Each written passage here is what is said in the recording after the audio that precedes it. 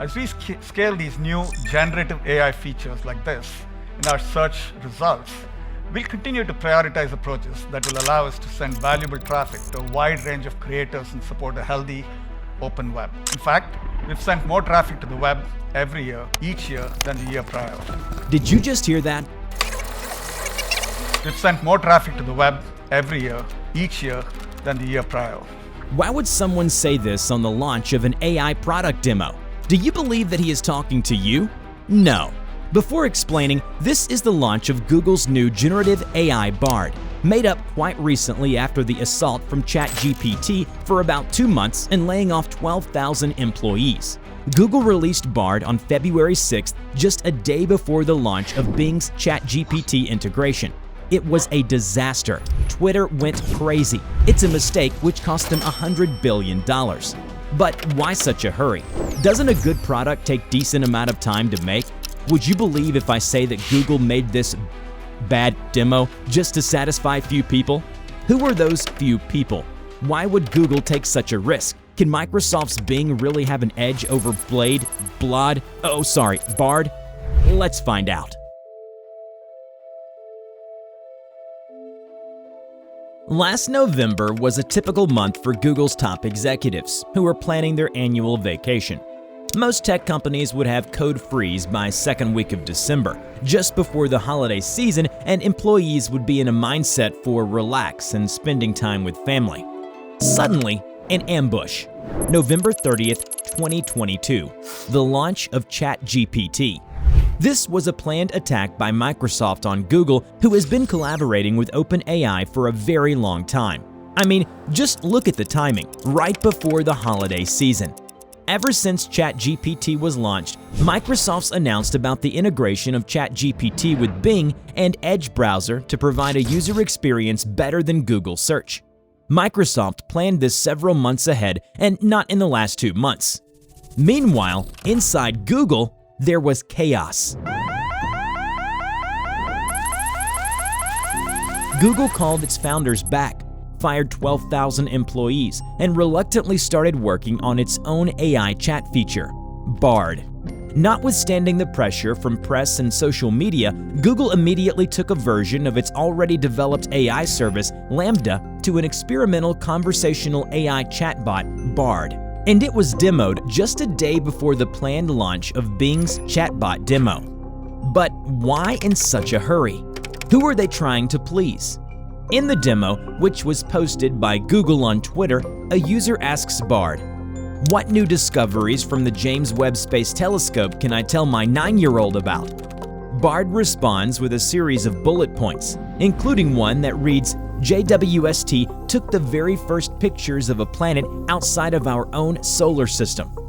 But according to NASA, the first image showing an exoplanet, or any planet beyond our solar system, was actually taken by the European Southern Observatory's Very Large Telescope nearly 2 decades ago, in 2004.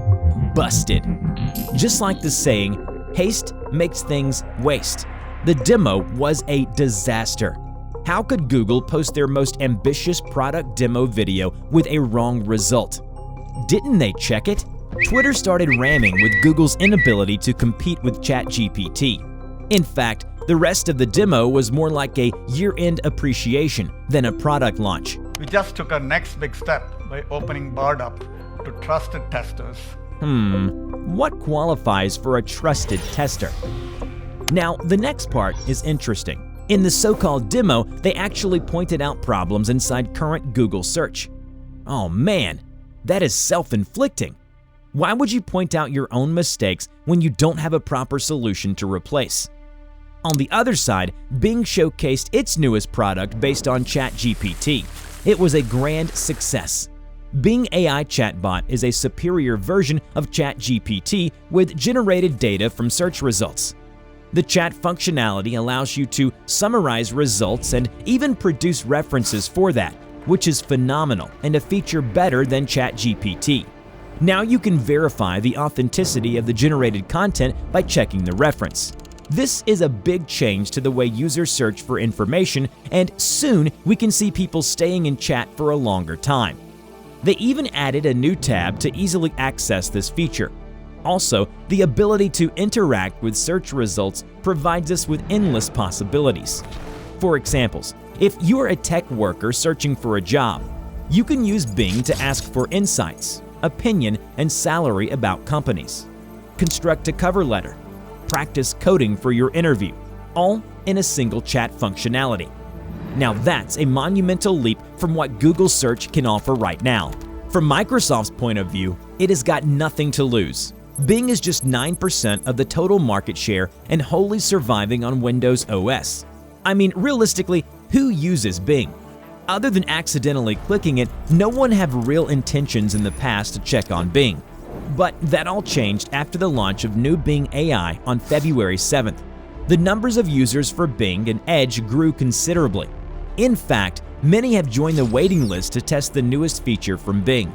Microsoft shares jumped instantly following the positive response from its demo. But to answer the initial question, why did Google make such a hasty decision to demo a half-baked product, and who are they trying to convince?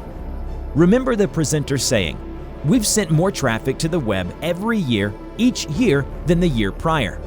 That is nothing but Google's business model, and the people they are talking to are their investors. Google is scared. With ChatGPT and Bing, the idea of sending more traffic to the web would be cut off. This whole Bard thing is nothing but Google's cover-up to please its investors. Sadly, it failed miserably. Google became a laughingstock in the internet, with its share dropping 7.7%, losing over $100 billion. In fact, we predicted this in our last video on ChatGPT, and guess what? This is just the beginning. There are more to come. See, generative AI condenses things, fills the gap, reduces the need for visiting multiple sites, and more importantly, saves time. This is completely against the business model of Google, which relies heavily on users spending more time on web pages and clicking multiple sites to find results, so that they can roll over ads and make money. Over the years, Google products are designed in a way to keep users stick to their platform for longer times, all for more ad revenue.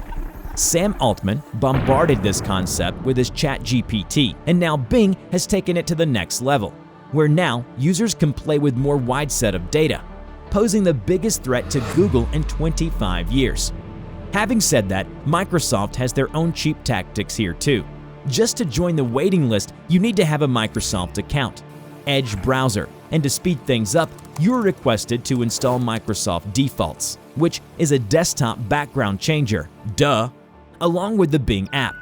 Microsoft being Microsoft, trying to sneak shitty apps for no real value. For Google, it needs to focus on the next generation advertising that can accommodate generative AI. Whether Google can figure it out or not is a big unknown. But what we know is Google is too big to make a shift. For now, the race for AI supremacy is on, and Microsoft is leading the race in round 1.